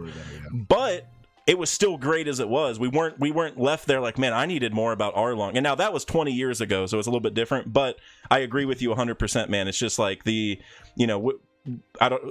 not really about patience anymore. I guess that's mainly it. Par's being a rat in the chat. I'm patient. Let me cook. Hey, shout out to Par. I think what I'll answer to that is we can't use Arlong as an, because I actually laid this out. Oh, you cut out that whole sentence, but you're good now. You're good now. Yeah. So I think I laid it out pretty clearly, and maybe you beforehand. But with characters like Arlong and Crocodile, we weren't given a flashback period. The difference between Kaido and Arlong is that Arlong wasn't given a flashback. We didn't get Arlong's flashback till later. Now, maybe what they're saying is that the Fishman Island flashback was focused around multiple characters, but we got enough of Arlong to learn about him. So maybe they're saying that Oda can still pay attention to Kaido and give him enough character depth to make him a good villain, right? Yeah. And that's possible. And I'll give you a percentage chance that happens. However, what concerns me is that what we got from Kaido, the difference is that we got a flashback from Kaido. So I could have withheld my judgment of Kaido without the flashback. But the moment I got the flashback, I got the judgment. And the first thing that comes to mind is, oh, we're getting it in a Rock's flashback. You're hoping we're getting it in a Rock's flashback. You're not saying you're going to. Yep. What we're dealing with right now is present day. Present day Kaido. Not what's happening, not what is. Present day. And present day, the flashback is not up to scratch. It's not. Yeah. And it's bitterly disappointing. And you cannot blame a reader for living in the moment and seeing the Kaido flashback and being like, I'm disappointed. And I will be disappointed until Oda changes my mind. And if I'm wrong, that's the game, baby. I'll be happy. I'll be happy I'm wrong. I'll be happy. I want to be wrong. You can make fun of me. You can mock me. Take all the receipts. Post the clips. I'm a good sport. I'll take it on the chin. As a content creator, you always got to put your neck out there. Because if you can't put your neck out there and share your opinions, then you're too scared to put your opinions out there. What cares about your opinion if you're too scared to say what it is you really? Yep. Why should you care about my opinion in the first place if I can't even say it and say the There truth? you go. Yeah, 100%. And I think that's one of the many beauties of One Piece. Like I said earlier, we have creators that focus on theory, some do analysis, some do, like character, or like you said, like with Murphy, kind of like more theme, because like that's just what her thing is with books and all that kind of stuff, right? Like everyone kind of has their own eye towards what they're seeing in the story. And I don't know, it's just like you said, like, as a creator, we just have to speak our mind, and some of us are gonna have different views, maybe there's like some hive mind part of it too, you know what I mean? I don't know, but I don't know, whenever I was reading it, that's genuinely how I felt, like all these thoughts that we're talking about, like I've gone back and reread it, I've thought about it, and it's like you said, if I'm wrong, I'm happy. I want to see the story be better than I think it is, which the story is amazing. Like we make content. We wouldn't be doing it if we didn't love it. Like I started doing YouTube chapter like 1053 or 4, which was right after all this happened. So obviously it didn't affect my love for the story. But yeah, it's just everyone kind of sees things differently, and I don't know. This is how we genuinely feel. It's just, it is what it is. Like we're not. I don't know. Like I'm definitely open about it. So I would love to be wrong. I think Randy said it before. I like it when I'm right, and I love it when I'm wrong. 100%. Like it comes with the game, man. Like, yep. I will never forget my anger at Sanji in Wano. Like I was angry because I'm like, I needed that was a thing. With Black Maria, you mean? Sanji, Black Maria, and just the way Oda had been using post time skip. That was a whole thing where Sanji was always the butt of a joke. He was always a meme. He never got the fight. He's always doing perverted stuff. It's always women, right? Yeah. Then you get, Ifrit Jambe. You get Lunarian. You get the exoskeleton. And then you get the moment with Queen, and you even get the Arlong combo. And you're like, oh, yep. Sanji's cooking again. Wow. And Sanji Discourse is dead. We were complaining at the moment, but hey, it's moment to moment. We're all experiencing this story at the same time. There's some people that will react in the moment, and there's some people that have hope. For me, I'm almost 30. I've read this story for almost 16 years. I don't got the hopium you guys have anymore. I'm sorry, I'm a little jaded. I just don't have the patience you guys have as much because we're in the end game now. So I'm still gonna react to the chapters. If I'm wrong, I'm wrong. Yep. But the worst part is I pray that I'm not right. Because if I'm right, then you're going to see the bad side of me and the ratty side of me. Where it's the I told you so's, you're going to get the kid rants, you're going to get, you just don't. Agenda piece on full force. For you guys, I don't want to be right because I know what I'll do. And I don't want to be. For you guys, I don't want to. I hope now, you know what, Dak? You convinced me. I hope Kaido shows up in that. I hope Oda addresses Kaido in that route. Same. For the benefit of the community. I hope they do. I hope Kaido and Big Mom both come back. We get Big Mom learns that she ate all the children back then. We get to learn all the... You know what? I hope it happens. I'm all for it. Just, I just don't know if it's... I don't know if it's going to happen, and regardless... The fact it hasn't happened yet still hurts, right? That's kind of the point. Like you said, like we're reacting to this at the same time. We're only at chapter 1076. The way I feel right now is I feel real bad about Kaido. Like I'm almost like emotionally hurt a little bit because like I loved him so much. That's almost what it is like I like him so much that it hurts that I didn't learn more, Yep. So real quick, I want to give a couple shout outs. Matt Cypher, I saw you sent over some bits with a couple things. Let me try getting those. I think Kaido's backstory will be unraveled with the Oni in Lunarian history. I completely agree.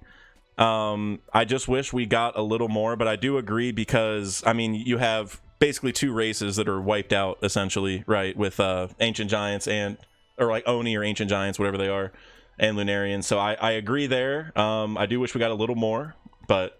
and then you said, I don't know if I should bring this up, but remember Luffy's finishing attack. I think Kaido decided to take the hit because he thought it was the right way to go, but it wouldn't be enough either. And I'm with you on that. Like he wanted to prove a point, but here's my biggest problem with him tanking the attack is earlier in the fight, he dodged Zoro's attack and Luffy's attack.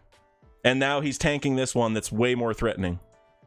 Like, to me, I don't know how I'm supposed to feel. Like, why dodge Zoro's sword attack and be like, oh, that's not a normal sword. But then whenever a dude is in gear 5 with the, like a punch that's the size of the whole island, you tank it, and and he also turned the lava so Luffy couldn't grab him. Like, he created a form that would necessitate Luffy letting go just to not move, So I agree with you, Matt Cypher. I don't know. It hurt just the way it went down. And then, you said, I bet Kaido's coming back and he will have the most cinematic death in One Piece. I hope so, man. I think that would be one of the best saving graces of all time, and maybe what Oda's doing. He put Kaido in a time capsule so that he can bring him back whenever he wants, and then just, have Kaido die like a grand death that like he wanted. But I also think in order to have Kaido die a grand death, there has to be a certain amount of backdrop to it. You know what I mean? Like Whitebeard and Roger, like when they had grand deaths, I guess Roger we kind of saw right at the start, so that's not really a good example. But Noland and Whitebeard are good examples. Like whenever they died, we had all the context, you know what I'm saying? Or like not all, but enough to where we understood why it's so sad and such a big deal. Where like if Kaido just showed up, like Oda's gonna have to spend some time talking about why this death is sad and a big deal, right? So I don't know. I don't know. I agree. I mean, I think Kaido's gonna have a big death. I just don't know how that's gonna go down. You think Kaido's still alive then? Oh, I think Kaido's definitely alive. I think they're both alive. Not that I have proof, but my question would be, what have they been doing all this time? Have they just been sunbathing in lava? Like, bro, what would, like? I think Big Mom has probably already been picked up by her crew.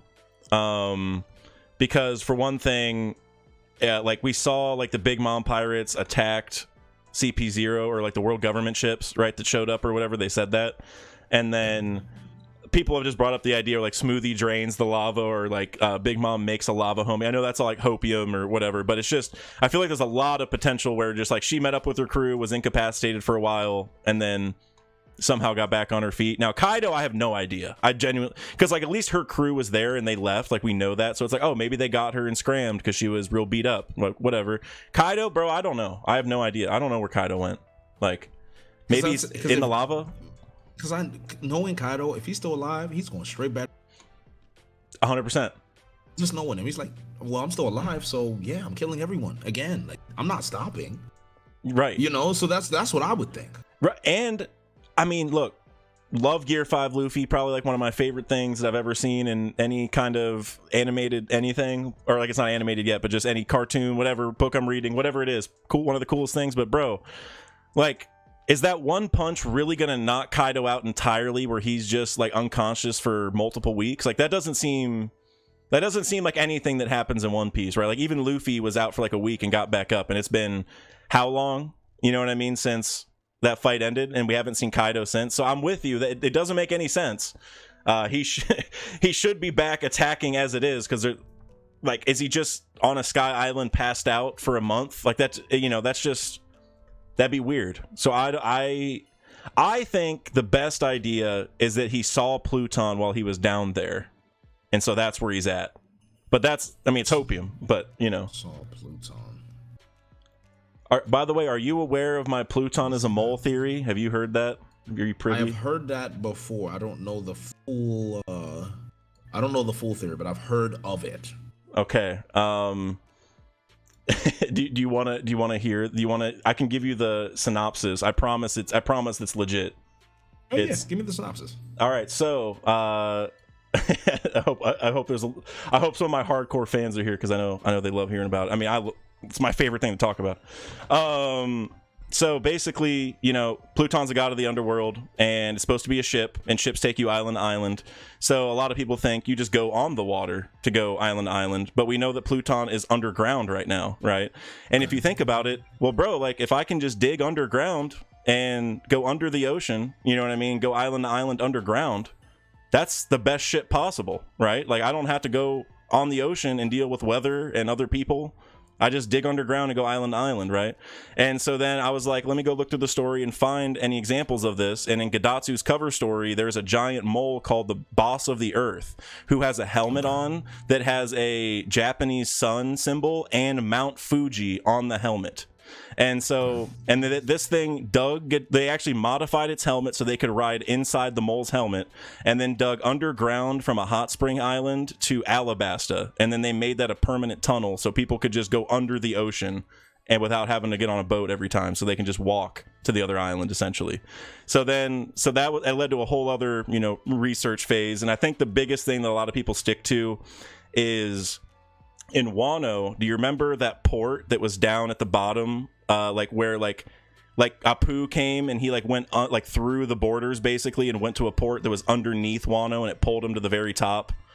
Yeah. It was like a pulley system that was called Mogura Port, and Mogura means mole in Japanese, right? Mm-hmm. And so it's like, so if you think about it, well, that port's all the way at the bottom, and they didn't build that settlement up top until after the borders were installed, essentially. Like, we saw the like development from Sukiyaki's perspective. It was like borders, then the settlement, and then the water filled up and they all moved to that settlement. So basically, when those walls were built, they had to start building like right away because it was filling up, right? So they probably had the walls put up, built Mogura Port, so they had an easy way to the top to start building a settlement up there.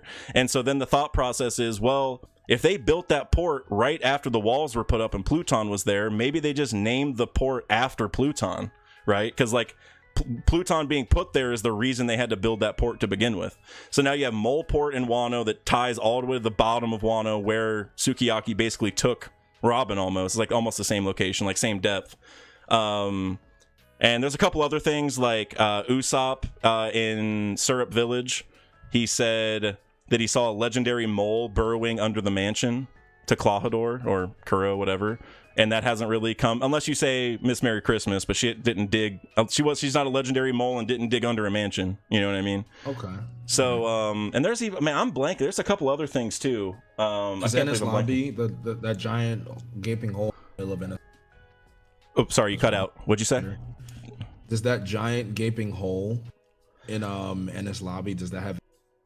I don't think so, because like the physics of it are weird, right? Like the water, like it shouldn't be a 90-degree drop off unless there's like a mountain underneath it. You know what I'm saying? Like unless there's like a physical structure, like a tube in the water, like there's no way that would happen. So it's possible, but I almost think that is more of an emu attack because it's also daylight 24/7. So it's like maybe like that beam of light came down, you know what I'm saying? And so everything's still bright forever because of that. But I do think the hole where Fishman Island could be from Pluton, though.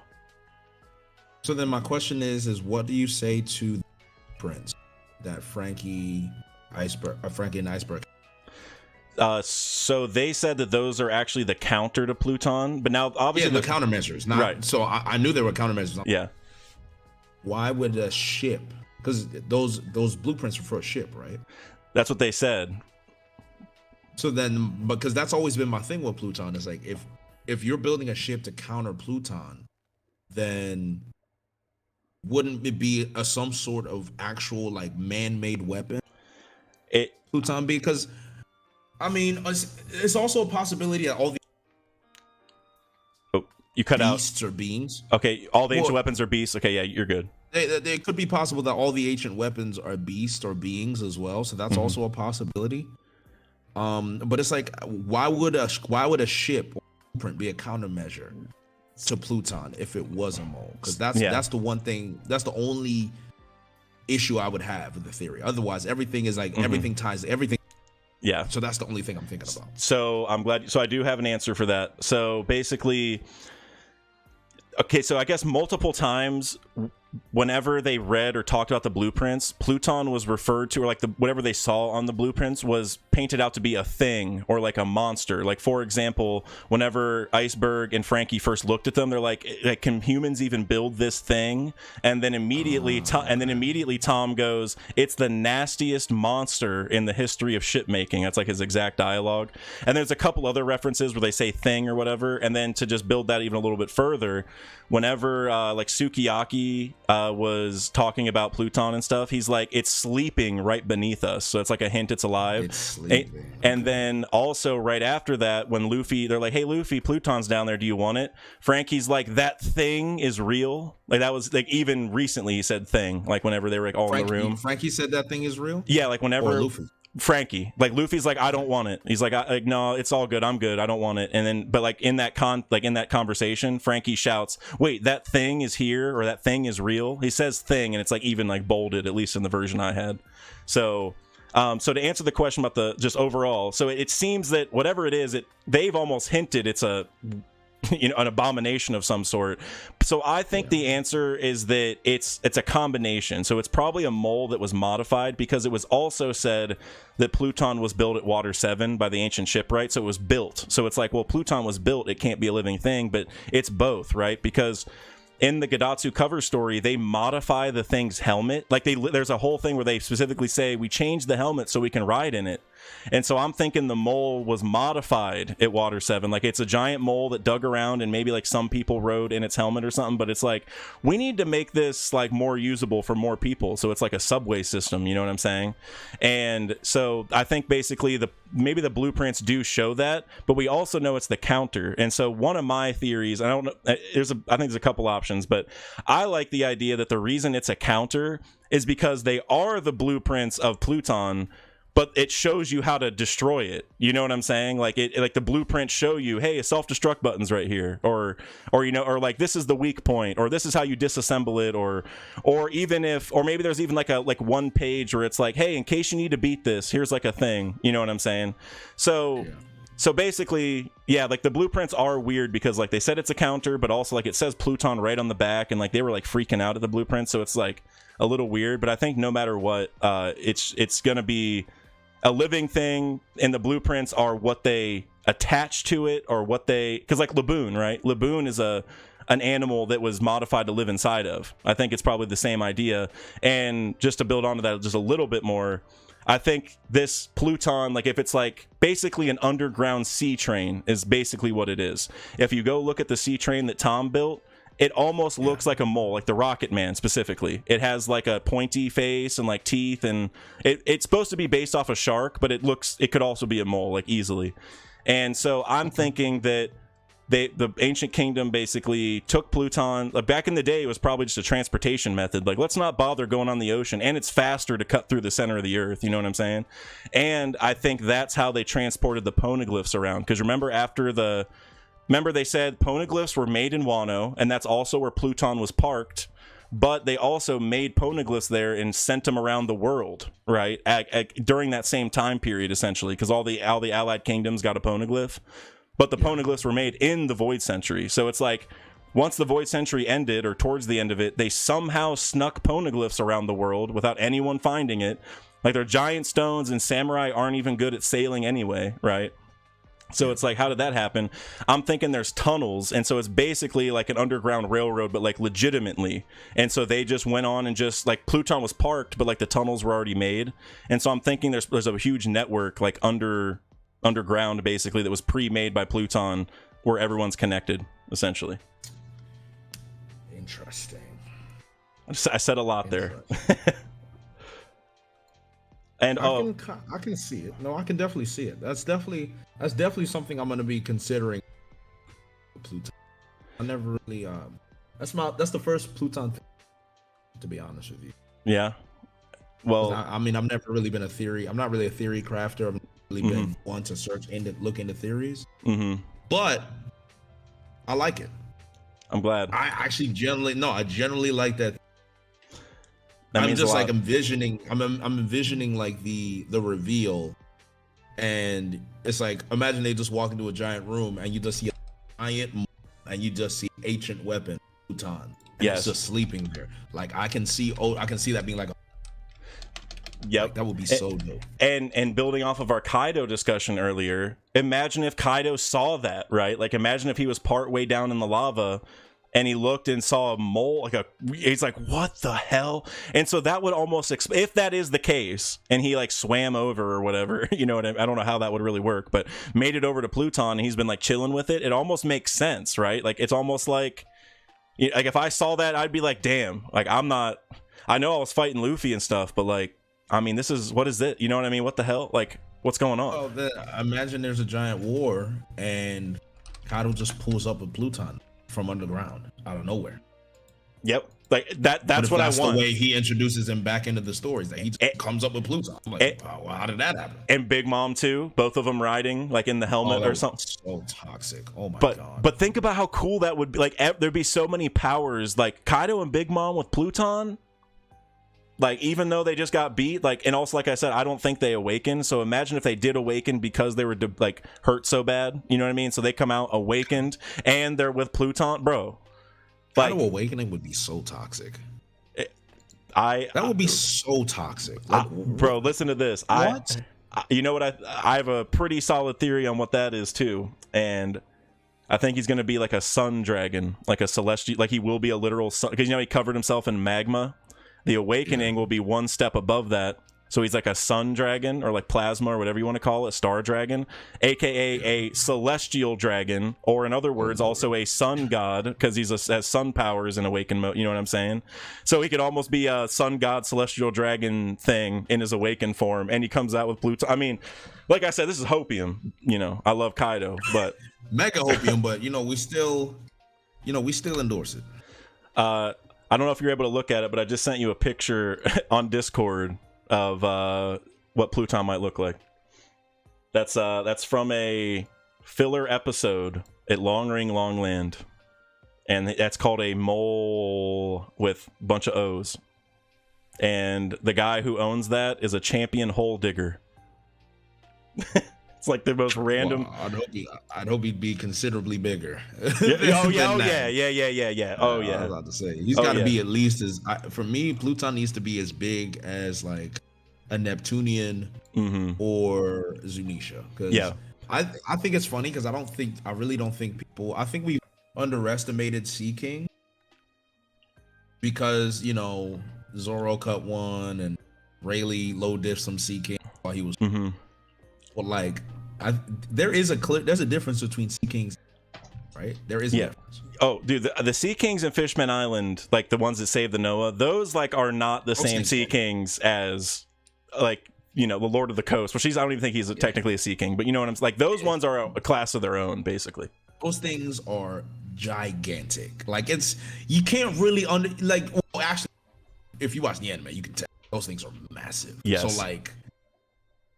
Yeah, I mean, what they said is, like I said, he said, Zunisha size is crazy, but like, think about it. He's sleeping underground. If he's underground, the size, you may not know how big he really is. Might be bigger than Zunisha. He could be as big as Wano. He could be as big as Wano for all you know.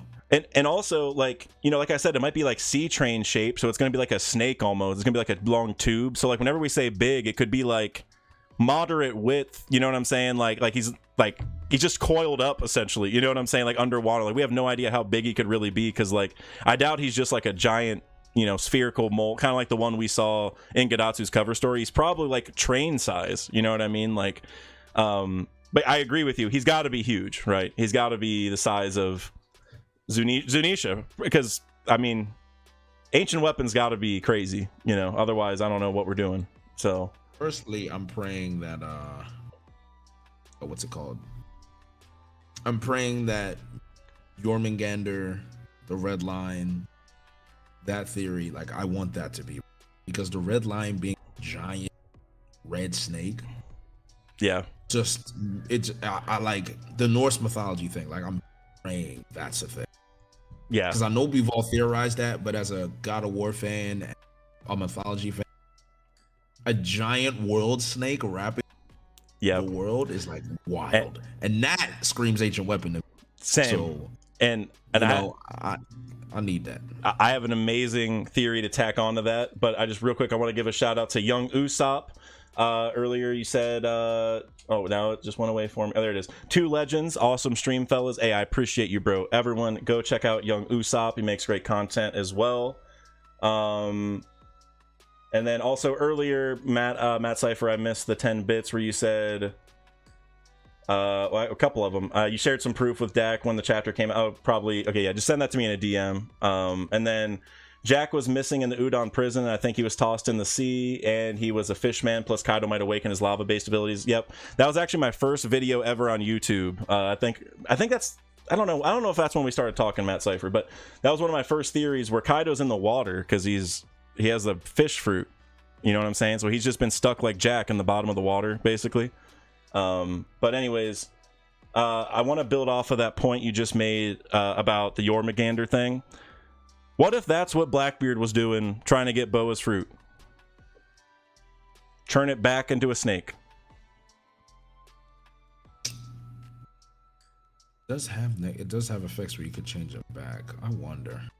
Because like it's like a snake that maybe was turned into the red line a long time ago, and his plan to get rid of it is to turn it back into a snake and move it. Like, that would be crazy. Also, if that snake wakes up, the sea is gonna go wild. Yep. You think about it? Because what if the all blue is when the red line collapses? Yeah, that's been a long-standing theory. Yeah. You know, and I don't know, man. Well, I will say one caveat with the Jormungandr thing is whenever we first got in the New World, Nami said the red line is a chain of connected islands with different climates, which like makes me think they're islands pulled together, kind of like Wano.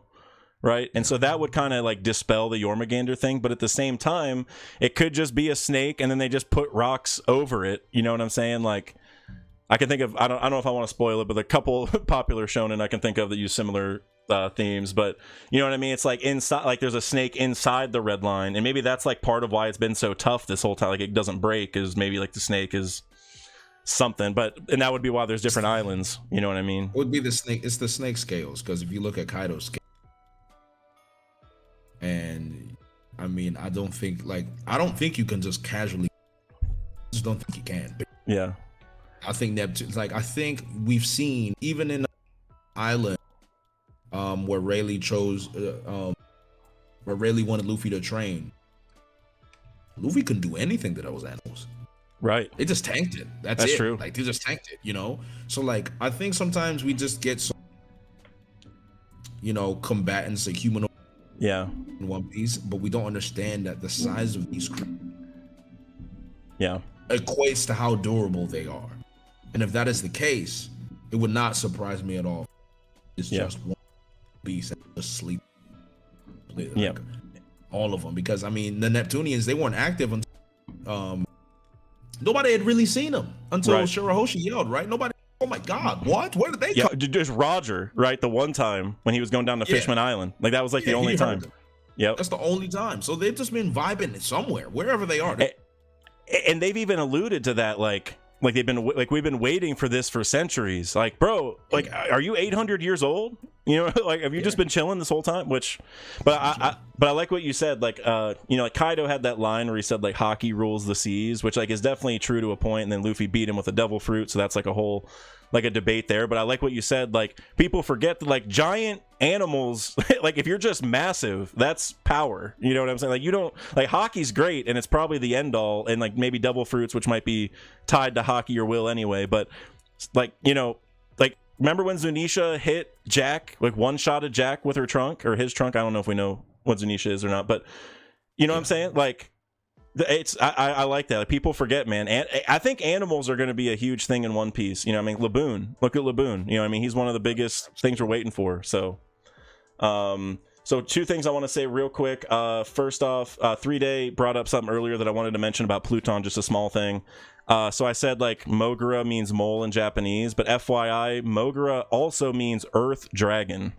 So the Mogura port in Wano, it could be mole port because he is a mole, but it could be Earth Dragon, like, I mean, a dragon's like would be tube shaped, like I said, like a train would be, and like he's underground and destroys islands and all that. And that's another thing. The way that Pluton would destroy islands if it was a mole, it could dig into like pockets of lava. Basically, what happened with Wano, it just blows things up by causing eruptions. Like instability in the ground, and so then it can just.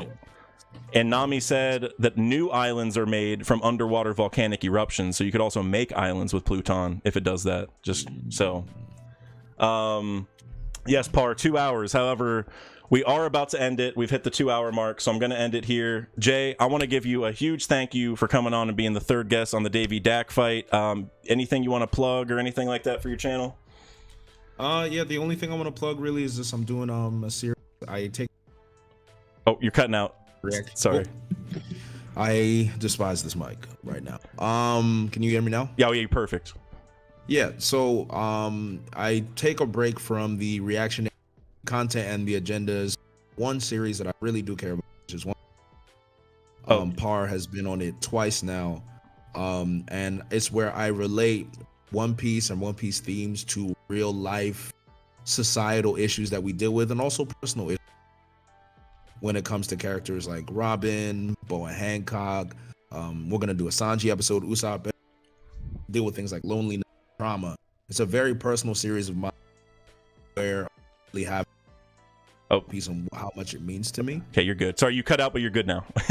Yeah, and you know, that is a very personal series of mine. So if you have no nature of my content, that is kind of supporting anyone's fan, definitely check that out. It's all on my channel. So yeah, guys, definitely go check it out. I've watched pretty much not the entirety of every episode, but I've chimed in for every episode, and it's I mean, if you like this conversation, and especially the kind of deeper character thematic stuff to it, the real life attachment stuff, and for me, the reason why I love One Piece so much is because of how much I can, you know, reflect on things in the story that I've had in my own life and that kind of stuff. And that is what the One Piece is Real is all about. It's amazing. You guys should definitely go check it out.